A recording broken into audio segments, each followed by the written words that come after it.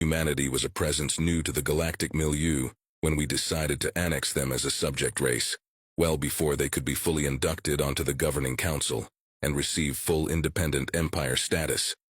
Only 50 years after their first crude nuclear-powered ships broke the light barrier, and the wider galactic civilization became aware of them. We thought ourselves so clever by acting so quickly, we would have the jump on all the other empires, who may well waste a century or two in debates and prevarication before attempting annexation. By then, we would have a new and vigorous subject race to swell the ranks of our armies and fill our coffers. Of course, we only took such rapid steps because the humans, in their sophomoric naivety, had opened their entire communication and data nets to the galaxy at large upon discovery, and only restricted them again at the insistence of some council elder races. No matter though, in those few weeks we, and probably every other council member, had taken a copy of the entire database. Now we knew every world they claimed, the populations, defenses, production rates, everything.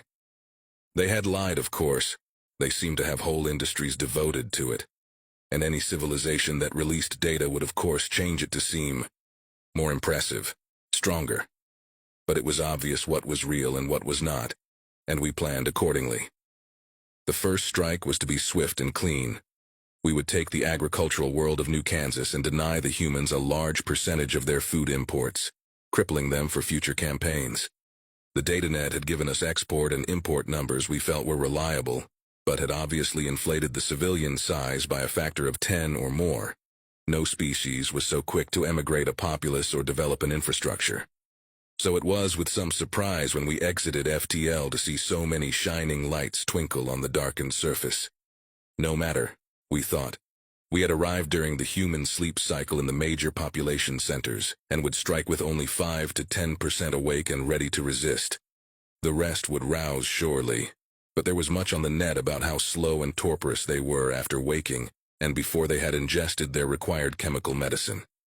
So we were surprised again when we dropped into the cities to find almost all were awake and ready to fight. We have learned since that sleep has been largely eliminated from the humans, with the invention of nooks,